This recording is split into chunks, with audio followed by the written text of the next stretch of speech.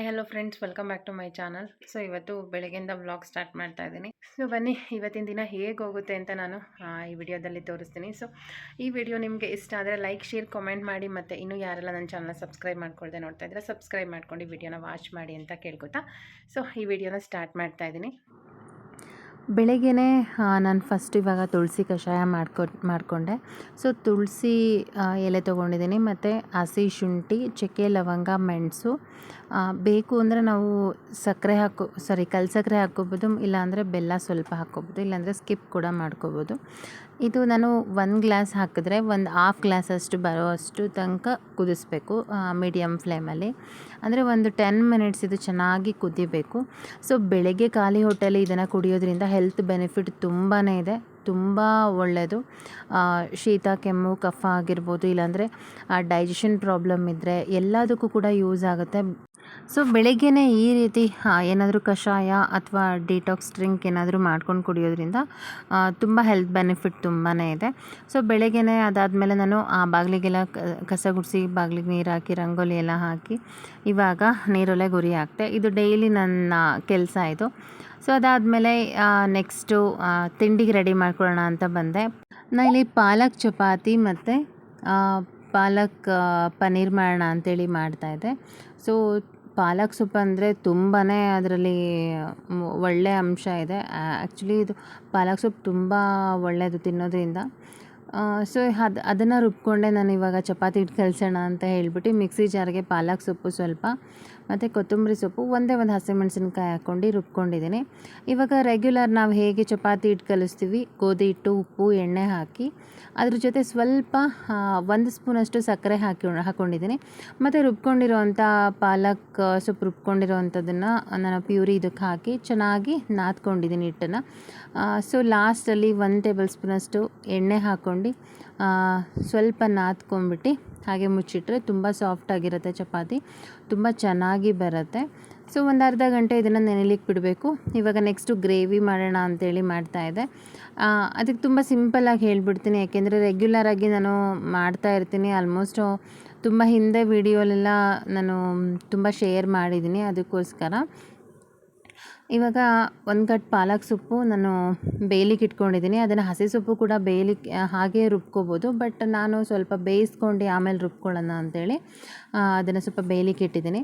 ಇವಾಗ ಒಂದು ಪ್ಯಾನ್ಗೆ ಎಣ್ಣೆ, ಜೀರಿಗೆ, ಚಕ್ಕೆ, ಲವಂಗ, ಮೆಣಸು, 1 ಇಂಚಷ್ಟು ಹಸಿ ಶುಂಠಿ ಮತ್ತು ಬೆಳ್ಳುಳ್ಳಿ, ಹಸಿಮೆಣಸಿನ್ಕಾಯಿ ಮತ್ತು ಸ್ವಲ್ಪ ದಪ್ಪ ಹೆಚ್ಕೊಂಡಿರೋವಂಥ ಈರುಳ್ಳಿನ ಹಾಕ್ಕೊಂಡಿದ್ದೀನಿ. ಈರುಳ್ಳಿ ಎಲ್ಲ ಸ್ವಲ್ಪ ದಪ್ಪನೇ ಹೆಚ್ಕೊಂಡಿದ್ದೀನಿ, ಯಾಕೆಂದರೆ ಇದೆಲ್ಲ ಫ್ರೈ ಆದಮೇಲೆ ನಾವು ಇದನ್ನು ಗ್ರೈಂಡ್ ಮಾಡಬೇಕು, ಅದಕ್ಕೋಸ್ಕರ. ಮತ್ತು 1 2ರಿಂದ 3 ಟೊಮ್ಯಾಟೊ ತೊಗೊಂಡಿದ್ದೀನಿ. ಸ್ವಲ್ಪ ಉಪ್ಪು, ಅರಿಶಿನ ಪುಡಿ ಮತ್ತು ಖಾರದ ಪುಡಿ, ಧನಿಯಾ ಪುಡಿ ಇದಿಷ್ಟನ್ನು ಹಾಕಿ ಚೆನ್ನಾಗಿ ಮಿಕ್ಸ್ ಕೊಟ್ಟು ಇವಾಗೆಲ್ಲ ಈರುಳ್ಳಿ ಟೊಮೊಟೊ ಎಲ್ಲ ಸಾಫ್ಟಾಗಿರುತ್ತೆ. ಇವಾಗ ಅದನ್ನು ಸ್ಟವ್ ಆಫ್ ಮಾಡಿದ್ದೀನಿ. ನೆಕ್ಸ್ಟ್ ಇವಾಗ ಇಲ್ಲಿ ಪಾಲಕ್ ಸೊಪ್ಪು ಬೇಯಿಸ್ಕೊಂಡಿದ್ನಲ್ಲ ಅದನ್ನು ನಾನು ತಣ್ಣೀರಲ್ಲಿ ಹಾಕ್ತಾಯಿದ್ದೀನಿ. ಯಾಕೆಂದರೆ ಪಾಲಕ್ ಸೊಪ್ಪು ಹಾಗೆ ಡೈರೆಕ್ಟಾಗಿ ನಾವು ಯೂಸ್ ಮಾಡೋದ್ರಿಂದ ಕಪ್ಪಗಾಗುತ್ತೆ, ಕಲರ್ ಚೇಂಜ್ ಆಗುತ್ತೆ. ಸೊ ಅದು ಗ್ರೀನಾಗಿರಬೇಕು ಅಂತ ಹೇಳಿದ್ರೆ ನಾವು ಬೇಯಿಸ್ಕೊಂಡು ಒಂದು ಸರಿ ತಣ್ಣೀರಲ್ಲಿ ಹಾಕಿದ್ರೆ ಚೆನ್ನಾಗಿರುತ್ತೆ. ಇವಾಗ ನಾವು ಏನು ಫ್ರೈ ಮಾಡ್ಕೊಂಡಿದ್ವಿ ಈರುಳ್ಳಿ ಟೊಮೊಟೊ ಅದನ್ನು ಮಿಕ್ಸಿ ಜಾರಿಗೆ ಹಾಕ್ಕೊಂಡಿದ್ದೀನಿ. ಇದನ್ನು ತಣ್ಣಗಾದ್ಮೇಲೆ ಹಾಕ್ಕೊಂಡು ರುಬ್ಕೋಬೇಕು, ಬಟ್ ನಂಗೆ ಟೈಮ್ ಆಗಿತ್ತು, ಅದಕ್ಕೋಸ್ಕರ ಹಾಗೆ ಬಿಸಿದೇ ರುಬ್ತಾಯಿದ್ದೀನಿ. ಸ್ವಲ್ಪ ಕೊತ್ತಂಬರಿ ಸೊಪ್ಪು ಹಾಕ್ಕೊಂಡು ನಾನು ರುಬ್ಕೊಂಡಿದ್ದೀನಿ. ಇವಾಗ ಅದೇ ಪ್ಯಾನ್ಗೆ ನಾನು 1-2 ಸ್ಪೂನಷ್ಟು ಎಣ್ಣೆ ಮತ್ತು 1-2 ಸ್ಪೂನಷ್ಟು ತುಪ್ಪ, ಸ್ವಲ್ಪ ಜೀರಿಗೆ, 1 ಪಲಾವ್ ಎಲೆ ಮತ್ತು ಚಿಕ್ಕದಾಗಿ ಹೆಚ್ಚಿಟ್ಕೊಂಡಿರೋವಂಥ ಈರುಳ್ಳಿ ಮತ್ತು 1 ಚಿಕ್ಕದಾಗಿ ಹೆಚ್ಚಿಟ್ಕೊಂಡಿರೋವಂಥ ಟೊಮ್ಯಾಟೊ ಹಾಕಿ ಫ್ರೈ ಮಾಡಲಿಕ್ಕೆ ಇಟ್ಟಿದ್ದೀನಿ. ಇದು ನಮಗೆ ಆಪ್ಷನಲ್ಲು. ಡೈರೆಕ್ಟಾಗಿ ಎಣ್ಣೆ ಹಾಕಿ ಒಗ್ಗರಣೆಗೆ ನಾವೇನು ರುಬ್ಕೊಂಡಿರ್ತೀವಿ ಪ್ಯೂರಿ ಅದನ್ನೇ ಹಾಕಿ ನಾವು ಫ್ರೈ ಮಾಡ್ಕೋಬೋದು, ಬಟ್ ನಾನು ಸ್ವಲ್ಪ ಈರುಳ್ಳಿ, ಟೊಮ್ಯಾಟೊ ಮತ್ತು ಹಾಕ್ಕೊಂಡು ಫ್ರೈ ಮಾಡಿ ಅದಕ್ಕೇ ಹಾಕ್ತಾಯಿದ್ದೀನಿ. ಯಾಕೆಂದರೆ ಸ್ವಲ್ಪ ಕ್ವಾಂಟಿಟಿ ಸ್ವಲ್ಪ ಜಾಸ್ತಿ ಆಗುತ್ತೆ, ಅದಕ್ಕೋಸ್ಕರ. ಇವಾಗ ರುಬ್ಕೊಂಡಿರೋವಂಥ ಪಾಲಕ್ ಪ್ಯೂರಿ ಹಾಕಿ ನಾನು ಸ್ವಲ್ಪ ಹೊತ್ತು ಬೇಯಲಿಕ್ಕೆ ಬಿಟ್ಟಿದ್ದೀನಿ. ನೆಕ್ಸ್ಟ್ ಇನ್ನೊಂದು ಪ್ಯಾನ್ಗೆ ನಾನು 1-2 ಸ್ಪೂನಷ್ಟು ತುಪ್ಪ ಹಾಕಿ ಚಿಕ್ಕದಾಗಿ ನಾನು ಪನ್ನೀರ್ನ ಚಿಕ್ಕದಾಗಿ ಕಟ್ ಮಾಡ್ಕೊಂಡಿದ್ದೀನಿ. ದಪ್ಪ ಕ್ಯೂಬ್ಸ್ ಹಾಕಿ ಕಟ್ ಮಾಡ್ಕೋಬೇಕು, ಬಟ್ ನಾನು ಸ್ವಲ್ಪ ಜಾಸ್ತಿ ಬಾಯಲ್ಲಿ ಸಿಗಬೇಕು, ಅದು ತಿನ್ನೋಕ್ಕೆ ಮಕ್ಕಳಿಗೆ ಜಾಸ್ತಿ ಸಿಗಬೇಕು ಅನ್ನೋದಕ್ಕೋಸ್ಕರ ನಾನು ಚಿಕ್ಕದಾಗಿ ಕಟ್ ಮಾಡ್ಕೊಂಡಿದ್ದೀನಿ. ಇವಾಗ ಸ್ವಲ್ಪ ಫ್ರೈ ಆಗಬೇಕು, ಸ್ವಲ್ಪ ಬ್ರೌನ್ ಕಲರ್ ಬರೋ ತನಕ ಫ್ರೈ ಮಾಡ್ಕೋಬೇಕು, ಜಾಸ್ತಿ ನಾವು ಸೀಸ್ಬಾರ್ದು. ಸೊ ಅದೆಲ್ಲ ಫ್ರೈ ಮಾಡ್ಕೊಂಡಿದ್ದಾದಮೇಲೆ ಇಲ್ಲಿ ನಾನು ಒಂದು 2-3 ನಿಮಿಷ ನಾನು ಪಾಲಕ್ ಪ್ಯೂರಿ ರುಬ್ಕೊಂಡಿದ್ನಲ್ಲ ಅದನ್ನು ಸ್ವಲ್ಪ ಚೆನ್ನಾಗಿ ಬೇಯಿಸ್ಕೊಂಡಿದ್ದೀನಿ. ಇವಾಗ ನಾನು ಪನ್ನೀರ್ ಬಂದು ಫ್ರೈ ಆಗಿದೆ ಅಲ್ವಾ, ಅದನ್ನು ಇದಕ್ಕೆ ಹಾಕೋತಾ ಇದ್ದೀನಿ. ಪನ್ನೀರ್ ಹಾಕಿದ್ಮೇಲೆ ಜಾಸ್ತಿ ಹೊತ್ತು ನಾವು ಬಿಡಬಾರ್ದು. ಸೊ 1 ನಿಮಿಷ ನಾವು ಒಂದು ಮಿಕ್ಸ್ ಕೊಟ್ಟು ಬೇಯಲಿಕ್ಕೆ ಬಿಟ್ಟರೆ ಸಾಕು, ಯಾಕೆಂದರೆ ಜಾಸ್ತಿ ಹೊತ್ತು ಬಿಟ್ಟರೆ ಎಲ್ಲ ಕಲಿಸ್ಕೊಂಡು ಹೋದಂಗೆ ಆಗುತ್ತೆ. ಸೊ ಅದಕ್ಕೋಸ್ಕರ ಇದು ಗ್ರೇವಿ ರೆಡಿ ಆಯಿತು. ಇದು 1 ನಿಮಿಷ ನಾವು ಲಿಡ್ ಕ್ಲೋಸ್ ಮಾಡಿ ಬೇಯಿಸ್ಕೊಂಡ್ರೆ ಫೈನಲಾಗಿ ಪಾಲಕ್ ಪನ್ನೀರ್ ರೆಡಿ ಆಯಿತು. ಸೊ ತುಂಬ ಸಿಂಪಲ್ಲಾಗಿ ಮಾಡ್ಕೋಬೋದು. ಬೇರೆ ಗ್ರೇವಿ ಕಂಪೇರ್ ಮಾಡಿದ್ರೆ ಇದೇ ಈಸಿ ಅಂತ ಅನಿಸುತ್ತೆ. ಸೊ ನೆಕ್ಸ್ಟ್ ಇವಾಗ ಬೆಳಗ್ಗೆನೇ ಹಾಲು ಕಾಯಿಸ್ಕೊಡ್ತಿದ್ದೆ ಮಕ್ಕಳಿಗೆ. ಬೆಲ್ಲ ಹಾಕಿ ಹಾಲು ಕಾಯಿಸ್ಕೊಡ್ತೀನಿ. ಇವಾಗ ಆಲ್ಮೋಸ್ಟ್ ಶುಗರೆಲ್ಲ ತುಂಬ ಕಡಿಮೆ ಮಾಡಿಬಿಟ್ಟಿದ್ದೀನಿ. ಶುಗರ್ ಜಾಸ್ತಿ ಯೂಸ್ ಮಾಡಬಾರ್ದು, ಹಂಗಂತೇಳಿ ಬೆಲ್ಲನೂ ಕೂಡ ಜಾಸ್ತಿ ಯೂಸ್ ಮಾಡಬಾರ್ದು. ಬೆಲ್ಲದಲ್ಲಿ ಸಿಹಿ ಅಂಶ ಕಡಿಮೆ ಇರುತ್ತೆ ಅಂತ ಹೇಳ್ಬಿಟ್ಟು ನಾವು ಇನ್ನೂ ಹೆಚ್ಚಾಗಿ ಹಾಕ್ಲಿಕ್ಕೆ ಹೋಗ್ತೀವಿ.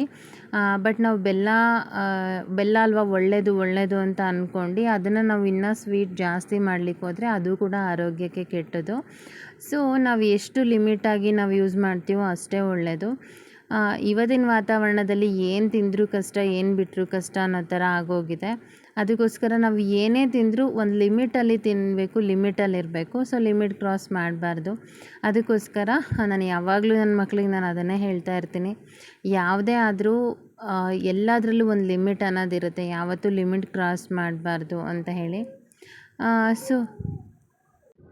ಸೊ ಚಪಾತಿ ಎಲ್ಲ ಒಸ್ಕೊಂಡಿದ್ದೀನಿ. ಚೆನ್ನಾಗಿರುತ್ತೆ. ಸ್ವಲ್ಪ ಎಣ್ಣೆ ಹಾಕಿ ಫ್ರೈ ಮಾಡ್ಕೊಬೋದು, ಇಲ್ಲಾಂದರೆ ತುಪ್ಪನೂ ಹಾಕಿ ಫ್ರೈ ಮಾಡ್ಕೊಬೋದು. ಬಟ್ ಇದು ಗ್ರೇವಿಗೂ ಕೂಡ ತುಪ್ಪ ಹಾಕಿರೋದ್ರಿಂದ ಜಾಸ್ತಿ ತುಪ್ಪ ಹಾಕಿದ್ರೂ ಅದು ತಿನ್ನಲಿಕ್ಕಾಗಲ್ಲ. ಸೊ ನಾರ್ಮಲಾಗಿ ಎಣ್ಣೆ ಹಾಕಿ ಬೇಯಿಸ್ಕೊಂಡಿದ್ದೀನಿ.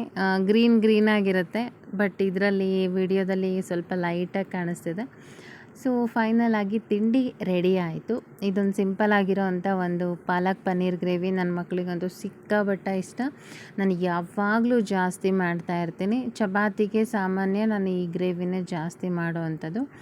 ಸೊ ಅದ್ರ ಜೊತೆ ಪಾಲಕ್ ಚಪಾತಿ ರೆಡಿ ಆಯಿತು. ಇದನ್ನು ಬೀಟ್ರೋಟ್ ಹಾಕಿ ಕೂಡ ಮಾಡ್ಕೋಬೋದು ಚಪಾತಿನ, ಅದು ನೆಕ್ಸ್ಟ್ ಟೈಮ್ ನಾನು ಯಾವಾಗಾದರೂ ನಾನು ಮಾಡ್ತೀನಿ.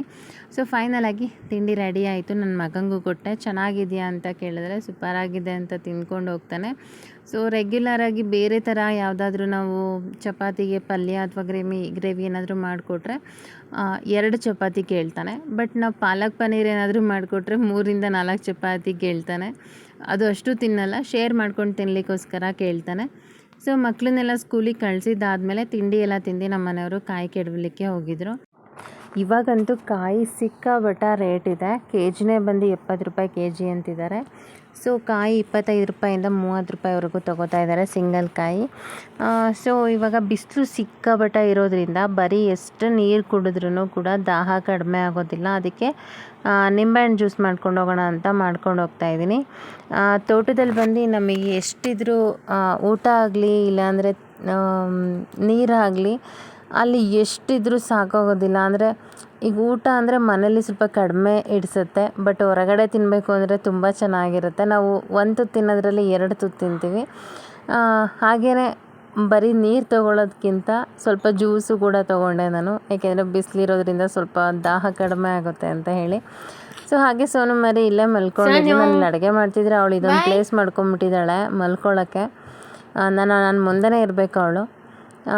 ಹಂಗೆ ಇವಾಗ ಅವಳನ್ನು ಕರ್ಕೊಂಡು ಹೊರಟೆ. ಇಲ್ಲಿ ತಗೋ ಚೈನ್ ಹಾಕ್ತೀನಿ. ಬಾ ಹೊಡ್ಬಾ, ಬೇಗ ಬಾ, ಹೊಡ್ಬಾ.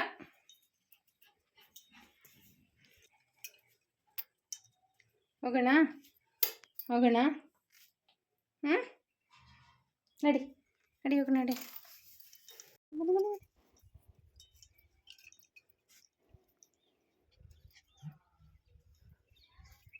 ಸೊ ಹಾಗೆ ಒಂದು ಅರ್ಧ ಗಂಟೆ ಅವಳನ್ನು ಕರ್ಕೊಂಡೋಗಿ ಕರ್ಕೊಂಬಂದುಬಿಡೋಣ ಅಂತ ಹೇಳಿ ಅವಳನ್ನು ಕರ್ಕೊಂಡು ಹೊರಟೆ ನಾನು. ತೋಟದ ಹತ್ರ ಎಷ್ಟು ಪ್ರಶಾಂತವಾಗಿದೆ ಅಂದರೆ, ನಾವಿರೋದು ಊರೊಳಗಡೆ ಇರೋದಕ್ಕಿಂತ ಊರು ಹೊರಗಡೆ ಇರೋದಿದೆಯಲ್ಲ ಅದಕ್ಕಿಂತ ನೆಮ್ಮದಿ ಬೇರೆ ಇನ್ಯಾವುದೂ ಇಲ್ಲ ಅನಿಸುತ್ತೆ. ಏಕೆಂದರೆ ಇಲ್ಲಿ ಬಂದರೆ ಸಾಮಾನ್ಯ ಹೋಗ್ಲಿಕ್ಕೆ ಮನಸ್ಸೇ ಬರೋದಿಲ್ಲ. ಆ ಮರ ಗಿಡಗಳು, ಆ ವಾತಾವರಣ ಇದೆಯಲ್ಲ ತುಂಬಾ ಇಷ್ಟ ಆಗುತ್ತೆ ಇಲ್ಲಿ.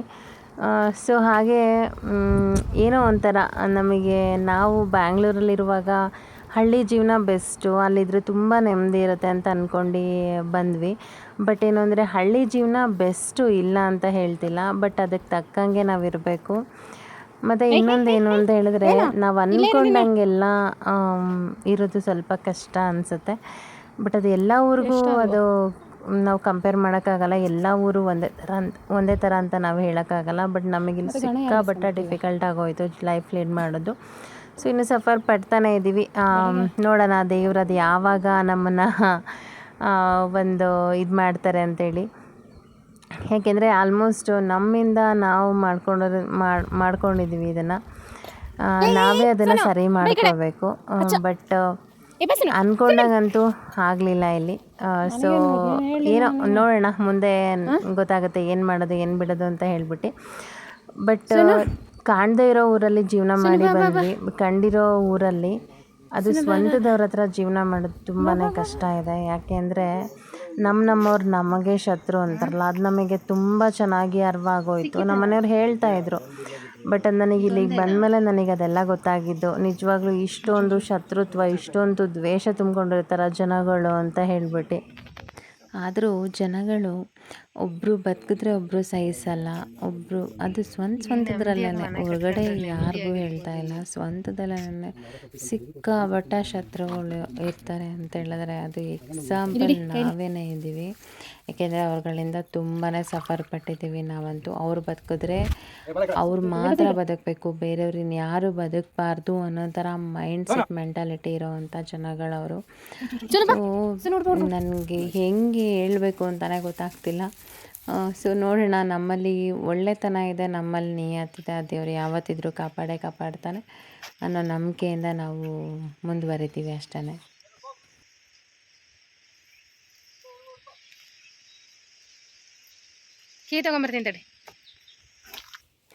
ತುಂಬಾ ಏನು ಹೇಳಬೇಕು ಅಂತ ಅರ್ಥ ಆಗ್ತಿಲ್ಲ ನಿಜವಾಗ್ಲೂ. ಏನೋ ನನಗೆ ಈ ವಾತಾವರಣ ನೋಡಿದ್ರೆ ಆ ಮಾತುಗಳೆಲ್ಲ ಅದೆಲ್ಲ ನೆನಪಾಗತ್ತೆ. ಸೊ ನಾನು ಎಷ್ಟಿದೆ ವಿಡಿಯೋ, ನಾನು ಏನಿದೆ ಅದನ್ನು ಮಾತ್ರ ನಾನು ಮಾತಾಡ್ತಾ ಇದ್ದೆ. ಬಟ್ ಇವಾಗೇನು ಅಂದರೆ ಅದನ್ನ ಬಿಟ್ಟು ಬೇರೆ ಎಲ್ಲ ಹೇಳಬೇಕು ಅನ್ನೋ ಥರ ಫೀಲ್ ಅನ್ನಿಸ್ತಿದೆ. ಯಾಕೆಂದರೆ ಮನಸ್ಸಲ್ಲಿರೋದು ಅಷ್ಟು ನೋವು ಹೇಳ್ಕೋಬೇಕು ಅಂತ ಅನಿಸ್ತಿದೆ. ಹಸುಗಳು ಮಾಡ್ಕೊಂಡ್ವಿ, ಬೆಂಗಳೂರಿಂದ ಬಂದಮೇಲೆ 2 ಹಸು ಮಾಡ್ಕೊಂಡ್ವಿ. ಆ್ಯಕ್ಚುಲಿ ಹೈನುಗಾರಿಕೆ ಮಾಡಬೇಕು ಅನ್ನೋ ಪ್ಲ್ಯಾನ್ ಇಟ್ಕೊಂಡು ಬಂದಿದ್ದು, ಬಟ್ ಎಲ್ಲ ಥರ ಫ್ಲಾಪ್ ಆಯಿತು. ಎಲ್ಲ ಥರ ದುಡ್ಡು ಕಳ್ಕೊಂಡ್ವಿ, ನಾವು ಮನೆಗೆ ಹಾಕಿ ಕಳ್ಕೊಂಡ್ವಿ. ಇವಾಗ ರೀಸೆಂಟಾಗಿ ಅಂಗಡಿಗೆ ಹಾಕಿ ಕಳ್ಕೊಂಡ್ವಿ. ಸುಮಾರು ಒಂದು 3 ಲಕ್ಷ ದುಡ್ಡು ಇವಾಗ ರೀಸೆಂಟಾಗಿ ಅಂಗಡಿಗೆ ಹಾಕಿ ಕಳ್ಕೊಂಡ್ವಿ. ಒಂದು 5 ಲಕ್ಷದ ಹತ್ರ ಮನೆಗೆ ಹಾಕಿ ಕಳ್ಕೊಂಡ್ವಿ. ಸೊ ಎಲ್ಲ ಥರನೂ ನಮಗೆ ಸಿಕ್ಕಾಪಟ್ಟೆ ಹೊಡ್ತಾ ಬಿದ್ದುಬಿಡ್ತು. ಸೊ ಹಾಗೆ ಇದು 2 ಹಸುನೂ ಕೂಡ, ಅದನ್ನು ಕೂಡ ನಮ್ಮ ಹತ್ರ ಇರಬಾರ್ದು ಅಂತ ಯಾರೋ ಹೊಡ್ಕೊಂಡು ಹೋಗಿದ್ರು. ಸೊ ಎಲ್ಲ ಥರನೂ ನಾವು ನೋವು ತಿಂತಾನೆ ಇದ್ದೀವಿ. ಸೊ ಒಂದು ಕಾನ್ಫಿಡೆಂಟ್, ಒಂದು ಪಾಸಿಟಿವ್ ಆಗಿ ನಾವು ಯೋಚನೆ ಮಾಡಬೇಕಾಗಿರೋದೇನು ಅಂತೇಳಿದ್ರೆ, ಇವಾಗ ಇಷ್ಟೊಂದು ಕಷ್ಟ ಇದೆ, ಮುಂದೆ ದೇವರು ತುಂಬ ಒಳ್ಳೆ ದಿನಗಳು ನಾವು ನೋಡ್ತೀವಿ ಅನ್ನೋ ಒಂದು ನಂಬಿಕೆಯಿಂದ ನಾವು ಇವತ್ತು ಎಷ್ಟೇ ಕಷ್ಟ ಬಂದರೂ ಕೂಡ ನಾವು ಜೀವನ ಮಾಡ್ತಾಯಿದ್ದೀವಿ. ಬಟ್ ಇಷ್ಟು ಕಷ್ಟ ನಾವು ಯಾವತ್ತೂ ಪಟ್ಟಿಲ್ಲ, ಇಷ್ಟು ಕಷ್ಟ ನಾವು ಯಾವಾಗಲೂ ನಾವು ಅನುಭವಿಸಿಲ್ಲ. ಬಟ್ ಇರಲಿ, ಪರವಾಗಿಲ್ಲ, ಆಗೋದೆಲ್ಲ ಒಳ್ಳೆಯದಕ್ಕೇ. ಸೊ ಇವಾಗ ಸೋನನ ತೋಟಕ್ಕೆ ಕರ್ಕೊಂಡು ಹೋಗಿದ್ನಲ್ಲ, ಕಡ್ಡಿ, ಕಸ, ಮುಳ್ಳು ಎಲ್ಲ ಕೂದಲಿಗೆಲ್ಲ ಅಂಟ್ಕೊಂಡ್ಬಿಟ್ಟಿತ್ತು. ಯಪ್ಪ, ಅದನ್ನು ತೆಗಿಯೋಷ್ಟೊತ್ತಿಗೆ ಸಾಕಾಗೋಯ್ತು. ಇವಾಗ ಇನ್ನೂ ಸುಮಾರಾಗಿದೆ, ಬಂದಮೇಲೆ ಆಮೇಲೆ ಮಾಡೋಣ ಅಂತ ಹೇಳ್ಬಿಟ್ಟು ಅವಳನ್ನು ಮನೆಗೆ ಕರ್ಕೊಂಬಂದೆ. ಸೊ ಬಿಸಿಲು ಜಾಸ್ತಿ ಇದೆ ಅಲ್ವಾ, ಅದನ್ನು ನಮಗೆ ತಡ್ಕೊಳಕ್ಕಾಗಲ್ಲ, ಇನ್ನು ಪುಟ್ಟ ಪ್ರಾಣಿಗಳೆಲ್ಲ ಹೇಗೆ ತಡ್ಕೊತಾವಲ್ವ. ತುಂಬ ಮನೆಗೆ ಕರ್ಕೊಂಡು ಬಂದಿದ್ದೀನಿ, ತೇಗ್ತಾನೇ ಇದೆ. ಸೊ ಇರಲಿ ಮನೇಲೇ ಅಂತ ಮನೇಲಿ ಬಿಟ್ಬಿಟ್ಟು ಹೋದೆ, ನೀರೆಲ್ಲ ಕುಡಿಸ್ಬಿಟ್ಟು. ಸೋನನ್ನ ಬಿಟ್ಟು ಬಂದೆ. ಅವಳು ಇದ್ರೆ ಸುಮ್ಮನೆ ಇರೋದೇ ಇಲ್ಲ, ಕೂದಲಿಗೆಲ್ಲ ಮುಳ್ಳು ಕಡ್ಡಿಗಳೆಲ್ಲ ಚುಚ್ಕೋತಿದ್ದಾವೆ. ಒಂದು ಕೂಮ್ ಮಾಡಬೇಕು, ಹೋಗಿ ಇವಾಗ ಕೂಮ್ ಮಾಡೋಕ್ಕೆ ಟೈಮ್ ಇರಲಿಲ್ಲ ಅಂತ ಹಾಗೆ ಬಂದೆ. ಸೊ ಹಾಗೆ ಚೀಲ ತೊಗೊಂಡೆ ಅವಳನ್ನ ಬಿಟ್ಟು ಬಂದೆ. ಕೈ ಅಂತಿದ್ಲು. ಸ್ವಲ್ಪ ಹೊತ್ತು, ಒಂದು ಅರ್ಧ ಗಂಟೆಯಿಂದ 1 ಗಂಟೆ. ಸೊ ಅಲ್ಲಾದರೆ ಆರಾಮಾಗಿರ್ತಾಳೆ. ತುಂಬ ಬಿಸಿಲು ಅಂದರೆ ಬಿಸಿಲಿದೆ. ಇವಾಗ ಸರಿ ಹೋಗಲ್ಲ, ಇಲ್ಲಿ ಕರ್ಕೊಂಬಂದರೆ ಸುಸ್ತಾಗ್ಬಿಡುತ್ತೆ. ಅದಕ್ಕೋಸ್ಕರ ಬಿಟ್ಟು ಬಂದೆ. ಸೊ ಹಾಗೆ ಬೋರಿನ ಮನೆ ಕೀ ಬೇಕಾಗಿತ್ತು. ಸೊ ಹಾಗೆ ಕಾಯಿ ಎಲ್ಲ ಕೆಡೋತಾ ಇದ್ರು, ಆಲ್ಮೋಸ್ಟ್ ಅರ್ಧದಷ್ಟು ಕೆಡವಿದ್ರು. ಸೊ ಅವಳನ್ನ ಬಿಟ್ಬಿಟ್ಟು ಬರೋಣ ಅಂತೇಳಿ ಹೋಗಿದ್ದೆ. ಇಲ್ಲಿದ್ದರೆ ಸುಮ್ಮನೆ ಇರೋದೇ ಇಲ್ಲ ಅವಳು. ಹಾಗೆ ಬಾಕಿ ಜೋಳ ಹಾಕಿದ್ವಿ ನಾವು. ಸೊ ಅದು ಸುಮಾರಾಗಿ ಬಂದಿತ್ತು ಚೆನ್ನಾಗಿ. ನೀರು ಸ್ವಲ್ಪ ಶಾರ್ಟೇಜ್ ಆಗಿರೋದ್ರಿಂದ ಅಲ್ಲಲ್ಲಿ ತೆಳ್ಳಗುಟ್ಟಿದೆ. ಬಟ್ ಇವಾಗ ನಾವು ವಿಡಿಯೋ ಮಾಡಿದಾಗ ಇರೋದಕ್ಕೂ ಇವಾಗಿರೋದಕ್ಕೂ ಸ್ವಲ್ಪ ದಪ್ಪಾಗಿ ಚೆನ್ನಾಗಿ ಹುಟ್ಟಿದೆ. ಸೊ ಕಾಯೆಲ್ಲ ಸ್ವಲ್ಪ ನಾನು ಅವಾಗವಾಗ ತುಂಬಿಡ್ತಾ ಇದ್ದೆ, ತೊಗೊಂಡೋಗಿ ಹಾಕ್ತಾರೆ ಅಂತೇಳಿ. ಸೊ ಈ ವಿಡಿಯೋ ನಾನು ಮುಂದೆ ಮತ್ತೆ ಕಂಟಿನ್ಯೂ ಮಾಡ್ತೀನಿ, ಏಕೆಂದರೆ ಲೆಂತಿ ಆಗುತ್ತೆ ಇದು. ಅದಕ್ಕೋಸ್ಕರ ಸಿಗ್ತೀನಿ ಮುಂದಿನ ವಿಡಿಯೋದಲ್ಲಿ. Thank you for watching. Take care. ಇದೇ ಮತ್ತೆ ಕಂಟಿನ್ಯೂ ಆಗಿ ನೆಕ್ಸ್ಟ್ ವಿಡಿಯೋದಲ್ಲಿ ಸಿಗ್ತೀನಿ. ಅಲ್ಲಿವರೆಗೂ ಟೇಕ್ ಕೇರ್. ಬಾಯ್.